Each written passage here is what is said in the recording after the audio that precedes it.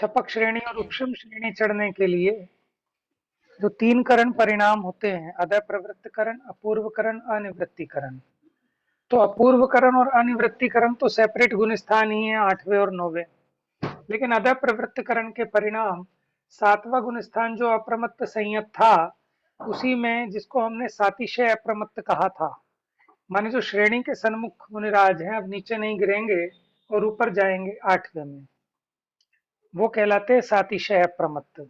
वहीं पर पहला अदय प्रवृत्तकरण होता है, जिसमें ऊपरले समयवर्ती और निचले समयवर्ती जीवों के परिणाम समान भी हो सकते हैं और असमान भी हो सकते हैं। फिर अपूर्वकरण में बात की थी कि समान समय वालों के परिणाम तो कदाचित समान हों, लेकिन आगे पीछे के समय वाले के समान नहीं हो सकते।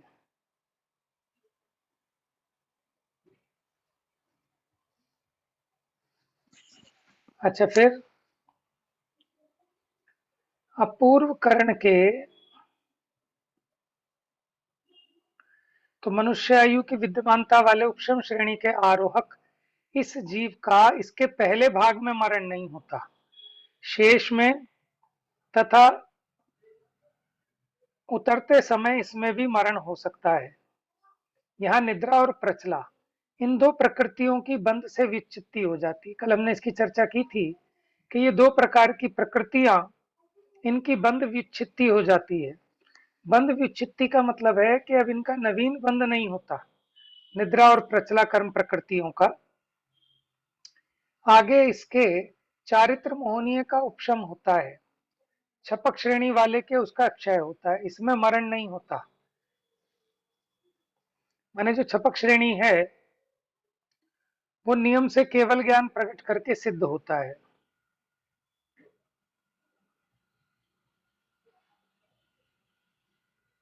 अब देखिए तीसरे, कुछ मुझे लग रहा है आगे पीछे हो गया कुछ। हाँ, ठीक है।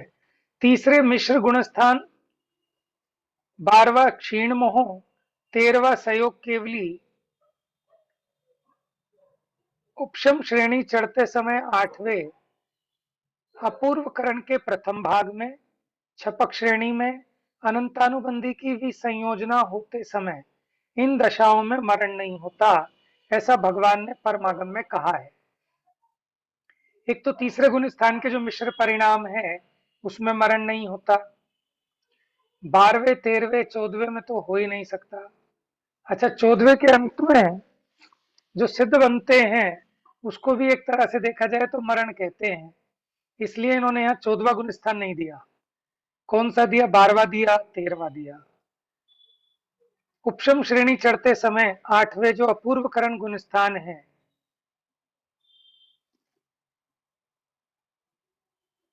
पहले भाग में मरण नहीं होता, छपक श्रेणी वाले के मरण नहीं होता, अनंतानुबंधी की विसंयोजना होते समय इन दशाओं में मरण नहीं होता।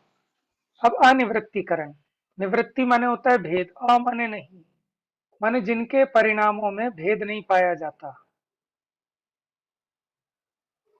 चलिए पढ़ो, पूनम पढ़ो आज इसको। अनिवृत्तीकरण। अनिवृत्तीकरण अपूर्वकरण के अंतर मुहूर्त काल को व्यतीत कर प्रति समय अनंत गुणी विशुद्धता से वृद्धिंगत होता हुआ जीव इसे प्राप्त होता है। यहाँ त्रिकालवर्ती नाना जीवों की अपेक्षा शरीर के संस्थान, वर्ण, आयु, अवगाहना, क्षायोपशमिक ज्ञान, उपयोग आदि में भिन्नता होने पर भी विशुद्ध परिणामों में भेद नहीं है। इसके पहले दूसरे आदि समान समय संबंधी त्रिकालवर्ती जीवों के परिणाम पूर्णतया समान ही होते हैं। इसमें प्रति समय अनंत अनंत गुणे विशुद्ध परिणाम होते हैं। समयानुसार विशिष्ट वृद्धिंगत शुद्धि पूर्ण सुनिश्चित होने से हीनाधिक भाव रहित हैं। इस प्रकार प्रति समय संबंधी त्रिकालवर्ती नाना जीवों के ये परिणाम पूर्णतया समान होने से अनिवृत्ति कहलाते हैं। देखो, नाना जीवों की अपेक्षा जिनको समान समय हुए हैं उनके परिणामों की विशुद्धि समान होती है, उसमें भेद नहीं होता। जैसे किसी को 8वां समय हुआ और कोई दूसरे मुनिराज को भी 8वां समय हुआ है अनिवृत्तिकरण के परिणामों में, तो उनके जो विशुद्धता होगी वो समान होगी।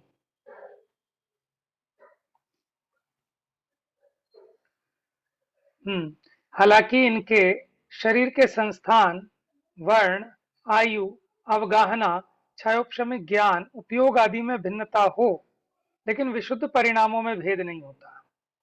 ठीक है, आगे पढ़िए।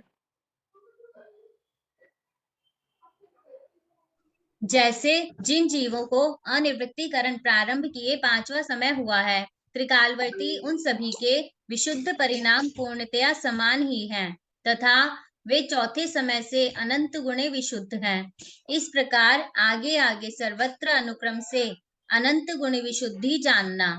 इन परिणामों का काल अंतर मुहूर्त प्रमाण है, जो अपूर्वकरण का असंख्यातवां भाग है। यहाँ परिणाम अपूर्वकरण से असंख्यात लोक गुणे हैं, तथापि असंख्यात लोक मात्र ही है। देखो, अदय प्रवृत्तकरण से अपूर्वकरण, अपूर्वकरण से अनिवृत्तिकरण, इनमें क्या हो रहा है? काल तो कम होता जा रहा है अंतर मुहूर्त ही सबका, लेकिन अदय प्रवृत्तकरण का जितना काल था उसका असंख्यातवा भाग अपूर्वकरण का काल है, फिर उसका भी असंख्यातवा भाग यानी कम अनिवृत्तिकरण का काल है।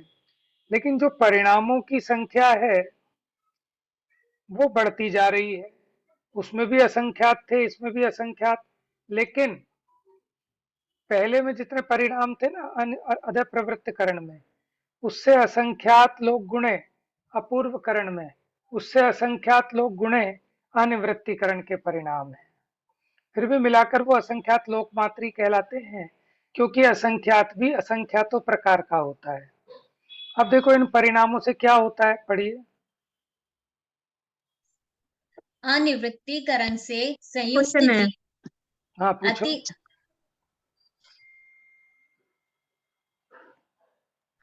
जैसे अपूर्व वो अधैकरण, अपूर्वकरण और अनिवृत्तिकरण, तीनों में आपने ये डिफरेंस बताया है कि जो फर्स्ट वाला है उसके अंदर परिणाम जो है वो समान हो सकते हैं ऊपर एक और समय नीचे, में, अलग अलग, आगे पीछे समय वालों के। अधय आगे माने, पीछे सब। हाँ मतलब इन तीनों का ना इस तरीके से एक एक लाइन में जो डिफरेंस है आप वो बता दीजिए प्लीज। देखो, बहुत मोटा मोटा सा डिफरेंस आपको बता देता हूं। जैसे अधा, अधा माने होता है नीचे के, ठीक है, प्रवृत्ति, जो नीचे के परिणामों में प्रवृत्त रहा है उसके परिणाम जो ऊपर के परिणामों में प्रवृत्त रहा है समानता हो सकती है, इसका नाम है अधः प्रवृत्तकरण। जैसे किसी मुनिराज को भी दूसरा समय हुआ, किसी को चौथा समय हुआ है, तो उनके परिणामों में समानता भी पाई जा सकती है। असमानता तो होगी होगी, लेकिन कदाचित समानता भी पाई जा सकती है। लेकिन जो अपूर्वकरण है उसमें भिन्न समय वाले जो हैं, जैसे किसी को दूसरा किसी को चौथा हुआ, उनमें समानता नहीं पाई जा सकती। उसमें जो चौथे समय वाला है उनकी विशुद्धि अधिक अधिक होगी, ठीक है। और जो अनिवृत्तिकरण है उनमें जो समान समयवर्ती हैं उनके परिणाम समान होंगे, और जो भिन्न समयवर्ती हैं उनके भिन्न भिन्न ही होंगे। अब उनमें भी बता दूं समान समयवर्ती के, जैसे अधा प्रवृत्तिकरण वाले हैं उनमें जो समान समयवर्ती हैं उनमें उनमें समानता हो भी सकती है और नहीं भी हो सकती।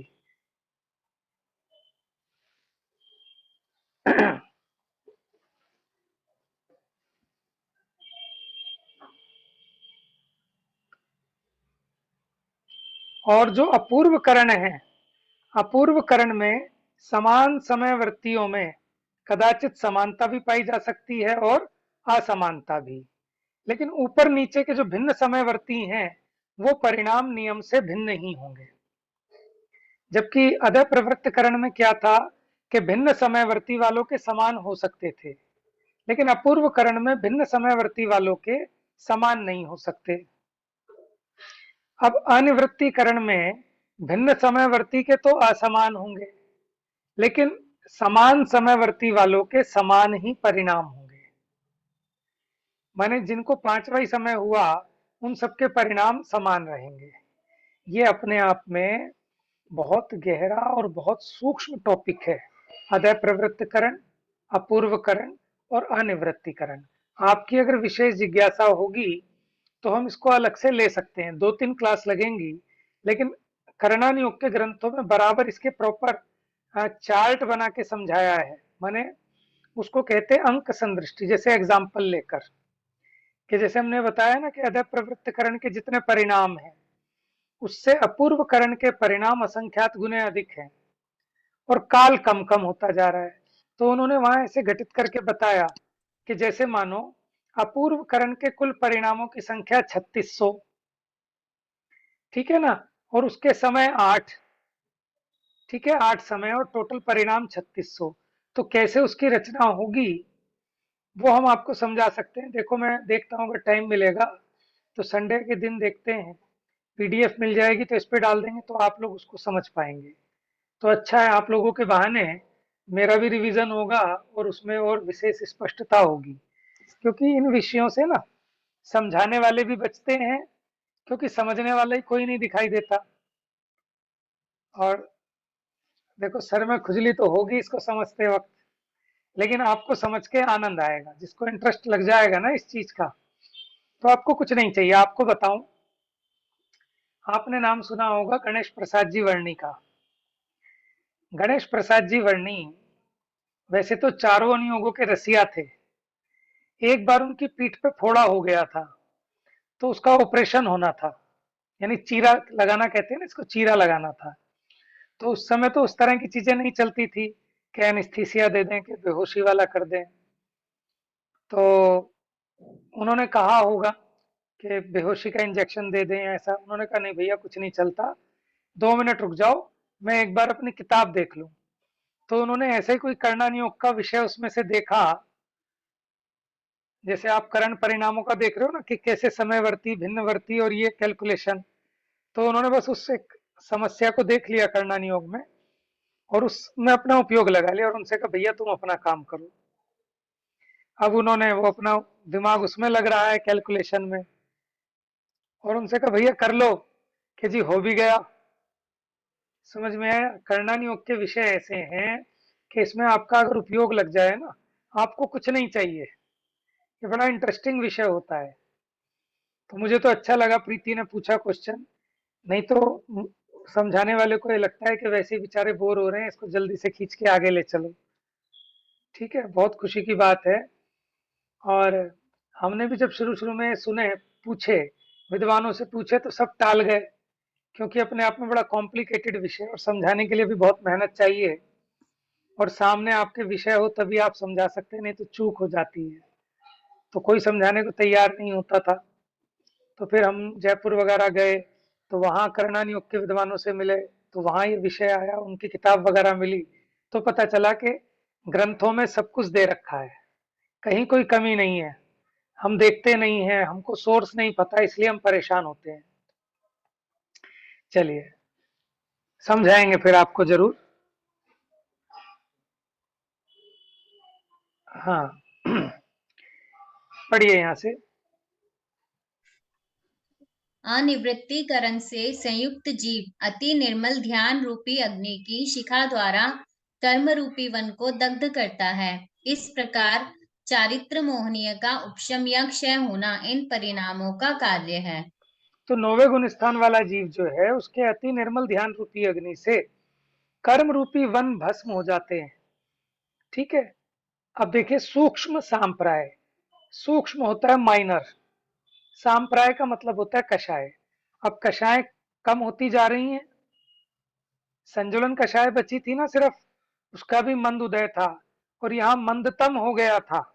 अब बहुत हल्की सी संजुलन कषाय बची है, इसलिए इस गुण स्थान का नाम है सूक्ष्म सांप्राय। सांप्राय का मतलब क्या बताया?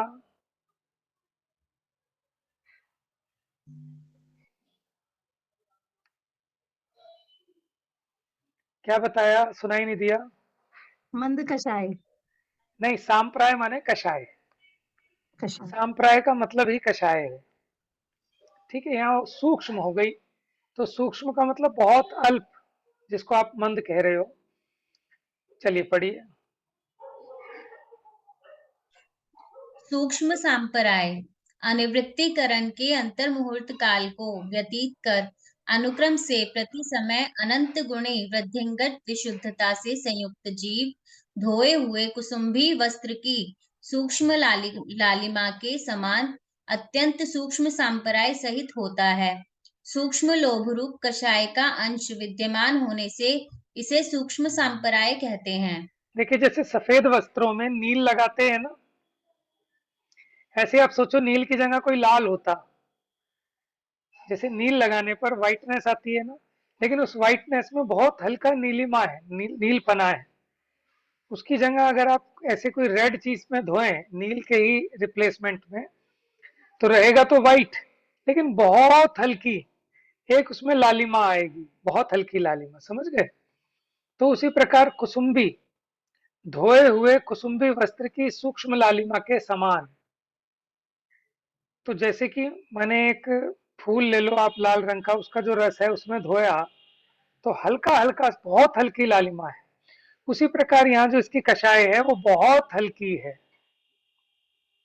सूक्ष्म लोभ कषाय का अंश विद्यमान होने से, देखो अब क्रोध भी नहीं है, मान भी नहीं है, माया भी नहीं है, सिर्फ संजुलन लोभ बचा है, उसका भी बहुत सूक्ष्म अंश बचा है, तो उसको कहते हैं सूक्ष्म सांप्राय।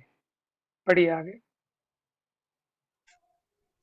कोई मंद ज्ञानी भोले जीव ऐसा कहते हैं कि किसी जीव को देखकर ऐसा भाव होना कि यह कर्मों से छूटकर कब मुक्त होगा, यह सूक्ष्म लोभ है।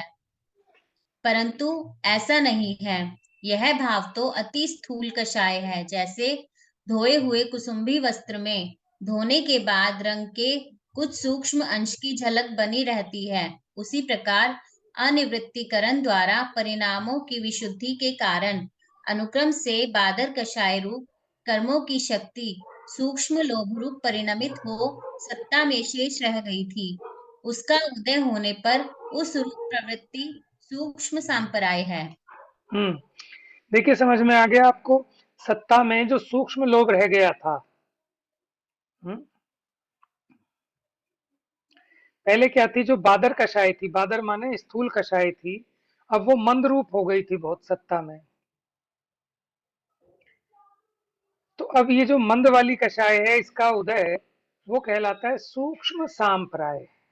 ठीक है, हाँ पढ़िए। यह सामायिक छेदोपस्थापना रूप संयम की विशुद्धता से विशेष अधिक होने पर भी यथाख्यात चारित्र से कुछ कम है, अतः इसे सूक्ष्म अत्यल्प सांपराय कषाय कहा। इसका जघन्य उत्कृष्ट काल अंतर मुहूर्त है। देखिए, जो 5 प्रकार के चारित्र होते हैं, सामायिक छेदोपस्थापना, परिहार विशुद्धि, सूक्ष्म सांप्राय और यथाख्यात, ये 5 प्रकार के चारित्र होते हैं। तो यथाख्यात चारित्र तो अभी नहीं हुआ, यथाख्यात चारित्र होगा जब जरा सी भी कषाय नहीं बचेगी, यानी 11वें 12वें गुण स्थान और उसके ऊपर यथाख्यात चारित्र होता है। तो ये यथाख्यात चारित्र से कुछ कम है, सामायिक छेदोपस्थापना उसकी जो विशुद्धता थी उससे कुछ अधिक है, इसलिए इसका नाम है सूक्ष्म सांप्राय। अब हम चर्चा कर रहे हैं 11वें गुण स्थान की, ये था 10वां गुण स्थान। 10वें गुण स्थान के अंत में ये जो सूक्ष्म सांप्राय थी, बहुत हल्की सी कषाय थी, ये भी नष्ट हो जाती है। अब अगर जड़ से ही मिटा दे तो होता है 12वां गुण स्थान, जिसका नाम है छाइक क्षीण मोह। और अगर जड़ से ना मिटाए, सिर्फ दबा दे, लेकिन उदय में ना रहे, दबा दे, तो वो होता है उपशांत मोह, 11वां गुण स्थान। तो पहले 11वें गुण स्थान की चर्चा। देखो, जो उपशम श्रेणी से चढ़ता आ रहा है, यानी जो कर्म प्रकृतियों का उपशम करता हुआ आ रहा है, वो आता है 11वें गुण स्थान में, जिसका नाम है उपशांत मोह। और जो क्षय करता हुआ आ रहा है, ठीक है, कर्म प्रकृतियों का छपना, क्षय यानी मूल सत्ता से नाश करता हुआ आ रहा है। उपशम में क्या होता है, सत्ता में है लेकिन दब गई, उदय में नहीं आएगी, तो दब गई ना, तो वो आएगा 11वें गुण स्थान में। और फिर इसका काल पूरा होने पर जो दब गई थी उसका उदय आएगा, और फिर ये नीचे गिरता हुआ जाएगा। और जो जड़ में से, सत्ता में से खत्म करता हुआ आया है चारित्र मोहनीय की प्रकृतियों को, तो वो आएगा 10वें के बाद 12वें में, यानी वो छपक श्रेणी चढ़ रहा है, छपक श्रेणी के गुण स्थान है 8, 9, 10, 12 और उपशम श्रेणी के गुण स्थान है 8, 9, 10, 11। छपक श्रेणी वाला जीव नीचे नहीं गिरता उसका गुण स्थान, लेकिन उपशम श्रेणी वाले का गुण स्थान 11वें में जाकर वापस नियम से नीचे गिरता है। ठीक है, तो 11वां उपशांत मोह पढ़िए। उपशांत मोह। उपशम श्रेणी वाला जीव सूक्ष्म सांप्राय के अंतर मुहूर्त काल को व्यतीत कर अनुक्रम से प्रति समय वृद्धिंगत अनंत गुणी विशुद्धता से संयुक्त हो समस्त मोहनीय कर्म का उपशम कर उपशांत मोह दशा को प्राप्त होता है। इसने क्या किया, अब इसकी प्रति समय बढ़ती हुई अनंत गुनी विशुद्धि के कारण जितना अब शेष मोहनीय कर्म था वो सब उपशम हो गया। उपशम माने दब गया, तो ये उपशांत मोह, अब मोह का उपशम हो गया, मोह शांत हो गया, लेकिन अभी सत्ता में पड़ा है, लेकिन उदय में कुछ नहीं है, तो उदय में तो वीतराग परिणाम है। देखिए जैसे पढ़िए। जैसे मलिन जल में कतक फल का चूर्ण डालने पर मलिनता नीचे बैठ जाती है, जल उज्जवल हो जाता है, अथवा मेघ पटल बादलों से रहित शरद काल में सरोवर का जल ऊपर अत्यंत स्वच्छ हो जाता है, उसकी मलिनता नीचे बैठ जाती है।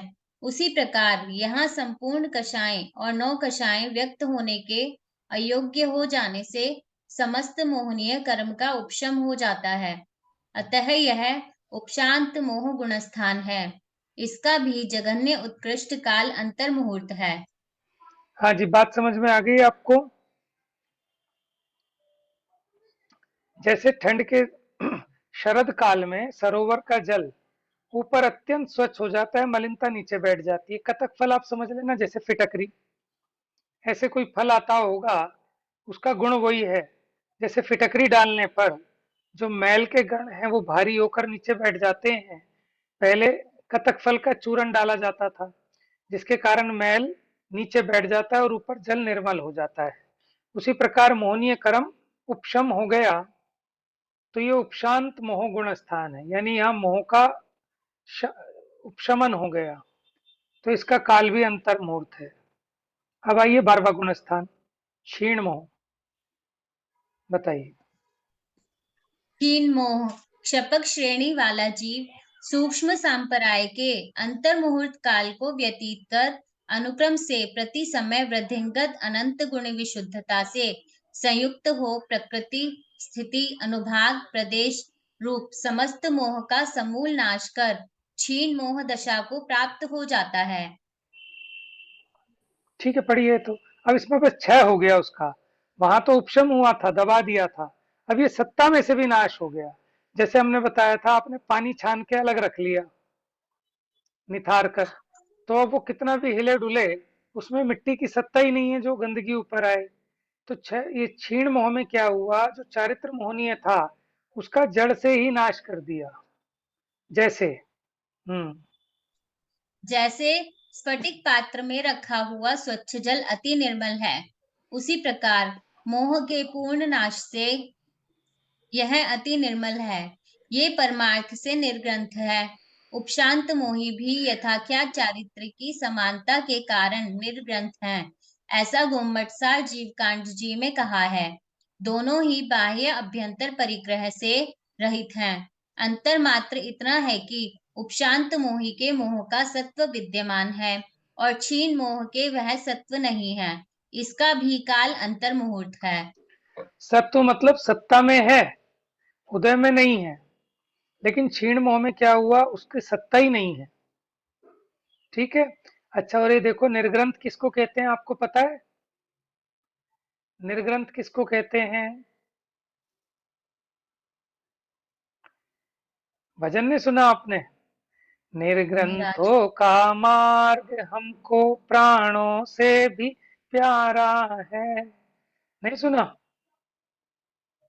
तो निर्ग्रंथ माने होते हैं मुनिराज। मुनिराज। मुनिराज, लेकिन कौन से मुनिराज? सच में ये 11वें और 12वें गुण स्थान वाले मुनिराज निर्ग्रंथ होते हैं। उस अपेक्षा देखें तो अब इस पंचम काल में निर्ग्रंथ है ही नहीं। समझ गए?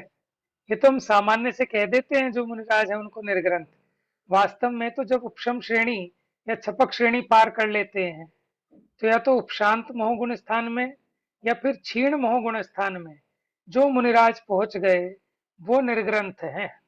समझ में आया? देखो यहाँ लिखा है ये परमार्थ निर्ग्रंथ है। ठीक है। और स्नातक कौन होते हैं? वो भी मुनिराज की ही संज्ञा है। तो जो केवल ज्ञान को प्राप्त हो गए वो मुनिराज कहलाते हैं स्नातक मुनि। स्नातक माने होता है ग्रेजुएट। ग्रेजुएट को हिंदी में बोलते हैं स्नातक, और पोस्ट ग्रेजुएट को बोलते हैं स्नातकोत्तर, स्नातक से भी ऊपर। ठीक है। चलिए, सयोग केवली, स माने सहित, योग मन वचन काय योग। ऐसे केवली, केवली माने जो केवल ज्ञान सहित है, यानी अरहंत भगवान। तो सयोग केवली गुण स्थान क्या है कि जिनके अभी योगों का सद्भाव है, ऐसे केवल ज्ञानी भगवान कहलाते हैं सयोग केवली। चलिए पढ़िए। संयोग केवली, क्षीण मोह गुणस्थान का अंतर मुहूर्त काल व्यतीत कर 4 घाती कर्मों का नाश होते ही केवल ज्ञानादि अनंत चतुष्टय संपन्न संयोग केवली होते हैं। योग सहित होने से ये संयोग और पर के सहाय रहित क्षायिक रूप केवल ज्ञान दर्शन सहित होने से केवली हैं। हाँ जी, अब इसको समझ लो। देखो, क्या आप बताओ 11वें गुण स्थान वाले ये सयोग केवली हो सकते हैं क्या? उपशांत मोह गुण स्थान वाले सयोग केवली हो सकते हैं? नहीं, क्योंकि 11वें गुण स्थान वाले नियम से डाउन, नीचे जाते हैं। लेकिन जो 12वें गुण स्थान में है क्षीण मोही मुनिराज, वो 13वें गुण स्थान में आते हैं। और जब इस गुण स्थान में आते हैं, ये गुण स्थान कब होता है कि जब 12वें गुण स्थान के अंत में, देखो एक जो मोहनीय कर्म था उसका तो पूरी तरह अभाव हो गया 10वें के अंत में ही। अब बचे ज्ञानावरण, दर्शनावरण और अंतराय। 4 घातीय कर्मों के नाम तो पता है ना सबको? ज्ञानावरण, दर्शनावरण, मोहनीय, अंतराय। घाती कर्म इसे इसलिए कहते हैं क्योंकि आत्मा के गुणों का, आत्मा के स्वभाव का घात करते हैं, इसलिए इन 4 कर्मों को कहते हैं घाती कर्म। तो एक घाती कर्म मोहनीय, उसका नाश हो गया 10वें के अंत में। ठीक है। मोह के 2 भेद थे ना, एक तो मिथ्यात्व यानी जिसको हम कहते हैं दर्शन मोहनीय, और कषाय यानी चारित्र मोहनीय। तो दर्शन मोहनीय का अभाव तो चौथे गुण स्थान में ही हो गया। अब चारित्र मोहनीय का अभाव 10वें के अंत तक हो गया। तो 11वें में आए, 12वें में आए, उनके मोह नहीं, उदय नहीं है। 11वें वालों के 6 भी हो गया। समझ में आया?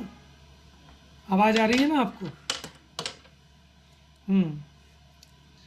तो अब यहाँ क्या हुआ कि 12वें गुण स्थान के अंतिम समय में इन्होंने जो 3 घातीय कर्म बचे थे, ज्ञानावरण, दर्शनावरण और अंतराय, तीनों का एक साथ अभाव हुआ, और अभाव होते ही 13वां गुण स्थान हो गया जिसका नाम है सयोग केवली। तो लिखा ना क्षीण मोह गुण स्थान का, क्षीण मोह गुण स्थान का काल कितना था? अंतर मुहूर्त काल। तो वो काल व्यतीत कर 4 घाती कर्मों का नाश होते ही केवल ज्ञान आदि अनंत चतुष्टय प्रकट हो गए। 4 घाती कर्म नाशे। ठीक है। अनंत चतुष्टय धारी श्री अरहंत है। अनंत चतुष्टय, अनंत चतुष्टय माने 4। अनंत ज्ञान, ज्ञानावरणी का नाश किया, अनंत ज्ञान प्रकट हो गया। दर्शनावरणी का नाश किया, अनंत दर्शन प्रकट हो गया। मोहनीय का नाश किया, अनंत सुख हो गया। और अंतराय का नाश किया तो अनंत बल अथवा अनंत वीर्य प्रकट हो गया। तो 4 चतुष्टय, अनंत चतुष्टय प्रकट हो गए, सयोग केवली होते हैं। पढ़िए।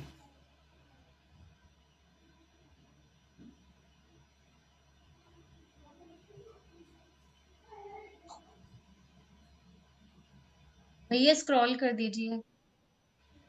ये यहीं से पढ़ना है, योग सहित होने से।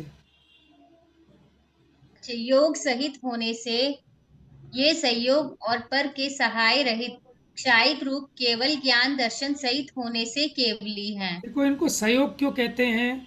क्योंकि अभी इनके मन वचन काय योग हैं। योग सहित हैं, इसलिए इनका नाम पड़ा सयोग। और केवली माने ओनली, माने इनको पर की सहायता की आवश्यकता नहीं है। जैसे हम और आप जानते हैं तो हमें इंद्रियों की आवश्यकता है, आँख हो, नाक हो, कान हो, तभी तो जानेंगे। लेकिन केवली भगवान को इन इंद्रियों की सहायता की जरूरत नहीं है, प्रकाश की जरूरत नहीं है। जिसको जानना है वो ज्ञेय पदार्थ सामने हो तो हम जाने, लेकिन वो तो कोई सामने हो ना हो, तीन लोक तीन काल का ही नहीं, आलोक का भी सब कुछ एक साथ एक समय में जान लेते हैं। तो पर की सहायता से रहित होने से वो केवली हैं, क्योंकि उनका ज्ञान असहाय है। असहाय माने बेचारा नहीं, असहाय माने जिसे पर की सहायता की आवश्यकता नहीं है। ठीक है, हेल्पलेस के दो अर्थ हो गए, कि जिसकी कोई हेल्प नहीं करता वो भी हेल्पलेस, जिसे हेल्प की जरूरत ही नहीं है, समझ में, ऐसे हेल्पलेस। इसलिए केवली, केवल होता है ना, केवल, ओनली। हाँ जी, मन वचन काय, इनकी क्रिया सहित पढ़िए। मन वचन काय की क्रिया सहित इन क्षायिक ज्ञान संपन्न केवली के क्षायिक सम्यक्त्व, चारित्र, ज्ञान, दर्शन, दान, लाभ, भोग, उपभोग, वीर्य, ये 9 लब्धियां व्यक्त हैं। आपने स्तुति में पढ़ा होगा, नव केवल लब्धि रमाधरंत, सकल के गायक तदपि वाली स्तुति है, उसमें भी नाम आया 9 केवल लब्धियों के धारक हैं। तो 9 लब्धियां कौन कौन सी हुई? देखो, 4 तो चतुष्टय वाली हो गई। देखो, क्षायिक सम्यक तो अलग गिना दिया यहाँ पर, क्षायिक सम्यक और चारित्र, ये 2 भेद कर दिए मोहनीय के अभाव में, क्योंकि मोहनीय 2 तरह का था। दर्शन मोहनीय गया तो क्षायिक सम्यक्त हो गया, चारित्र मोहनीय गया तो क्षायिक चारित्र हो गया। ज्ञानावर्णी के जाने से क्षायिक ज्ञान, दर्शनावर्णी के जाने से क्षायिक दर्शन। अंतराय के 5 भेद होते हैं। दान में अंतराय डाले, अंतराय माने विघ्न, वो दानांतराय कर्म। लाभ में विघ्न डाले, लाभांतराय कर्म। भोग में विघ्न डाले, भोगांतराय। उपभोग में विघ्न डाले, उपभोग अंतराय। वीर्य माने आत्मा की शक्ति को प्रकट ना होने दे, तो वो वीर्यांतराय कर्म। तो 5 प्रकार के अंतराय कर्म होते हैं। उसके 5 भेदों का अभाव होने से उसके अभाव में भगवान को क्षायिक दान, क्षायिक लाभ, क्षायिक भोग, क्षायिक उपभोग, क्षायिक वीर्य, ये 9 लब्धियां प्रकट हो गई। ठीक है, आगे पढ़िए। अपने केवल ज्ञान रूपी सूर्य से अनंत गुण पर्याय सहित समस्त त्रिकालवर्ती पदार्थों को जानकर, अपनी दिव्य ध्वनि द्वारा उन्हें बताकर, अनेक भव्य जीवों के अज्ञान अंधकार को ये दूर करते हैं। यह पर उपकार में परार्थ रूप संपदा इनके विद्यमान है। 9 लब्धियों की प्रगटता से ये परमात्मा कहलाते हैं। यह उनकी स्वार्थ रूप संपदा है। इस परार्थ स्वार्थ संपदा संपन्न संयोग केवली जिन्ह है, ऐसा अनादि निधन ऋषि प्रणीत आगम में कहा है। देखिए, स्वार्थ क्या होता है और परार्थ क्या होता है। स्व अर्थ, अर्थ माने प्रयोजन, जो अपने प्रयोजन का हो उसको कहते हैं स्वार्थ। और परार्थ जो पर के प्रयोजन का हो। तो भगवान की जो दिव्य ध्वनि खिड़ती है उससे पर का प्रयोजन पुष्ट होता है, भगवान का उसमें कुछ नहीं बढ़ता। समझ में, देखो, हम प्रवचन करते हैं तो हमको लाभ होता है, दूसरे का भी लाभ होता है, लेकिन भगवान की जो वाणी खिड़ती है उससे भगवान को कोई लाभ नहीं है, क्योंकि उनको तो पूर्ण ज्ञान प्रकट हो चुका है। और जो उनकी दिव्य ध्वनि खिड़ती है उसमें कोई इच्छा पूर्वक नहीं खिड़ती, ठीक है ना, स्वयं सहज रूप से खिड़ती है, लेकिन दूसरे जीवों का भला होता है उसमें। इसलिए उनकी दिव्य ध्वनि वो भव्य जीवों के अज्ञान अंधकार को दूर करती है, तो इसलिए इसको उनकी परार्थ रूप संपदा कहा। और भगवान के जो अपने अनंत ज्ञान, अनंत दर्शन, ये जो अनंत चतुष्टय 9 केवल लब्धियां प्रकट हुई, ये उनकी स्वार्थ संपदा है, माने अपने स्वयं के गुण हैं। तो इस गुण स्थान का जगन्य काल तो अंतर मुहूर्त, और उत्कृष्ट काल कितना होगा? देखो, मनुष्य आयु होती है उत्कृष्ट 1 कोटि पूर्व की, लेकिन 8 साल का होने के बाद ही केवल ज्ञान हो सकता है। तो 1 कोटि पूर्व में से 8 वर्ष एक अंतर मुहूर्त कम कर दिया तो इतना मैक्सिमम काल हो सकता है 13वें गुण स्थान में। मैंने 8 साल की उम्र में केवल ज्ञान प्राप्त कर लिया। अब केवल ज्ञान सहित रहेंगे कब तक? जब तक उनकी आयु पूरी नहीं होती। आयु है 1 करोड़ पूर्व की। आपको बताया था मैंने 1 पूर्व में कितना होता है, याद है किसी को? ऐसे याद नहीं रहेगा, मैं बताता हूँ। देखो 84 लाख वर्षों का एक पूर्वांग होता है। क्या बताया? 84 लाख वर्षों का एक पूर्वांग, ठीक है। और 84 लाख पूर्वांगों का एक पूर्व।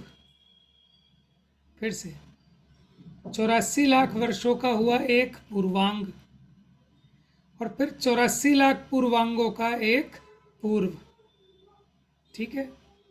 तो एक पूर्व निकालना तो क्या करें, 84 लाख इंटू 84 लाख, तो यह आ जाएगा 70,56,000 करोड़ वर्ष।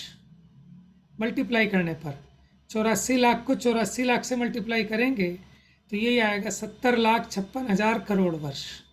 ये बोलने का एक इजी स्टाइल है, नहीं तो आप पढ़ ही नहीं पाओगे। हम वैसे लिखेंगे ना 70,56,000 के आगे हम 7 जीरो और लगाएंगे तो आप वैसे तो पढ़ ही नहीं पाओगे उसको। तो पढ़ने का तरीका है। और देखो 70,56,000 करोड़ वर्ष इतना ही नहीं, ये तो एक पूर्व में आया, लेकिन ये है 1 करोड़ पूर्व।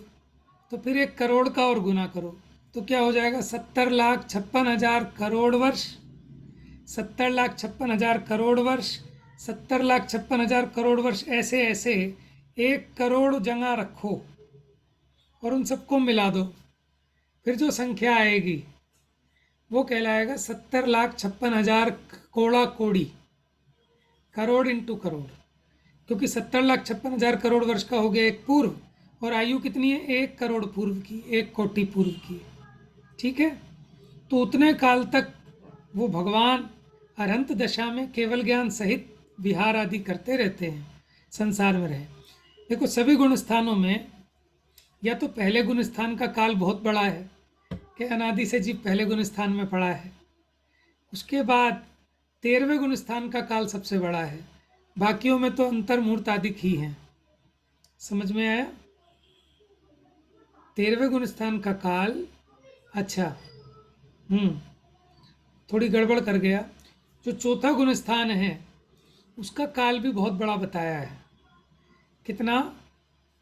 266 सागर भी आया, 6 उपशम सम्यक्त की अपेक्षा गिनाया था ना पीछे, 66 सागर अथवा 266 सागर।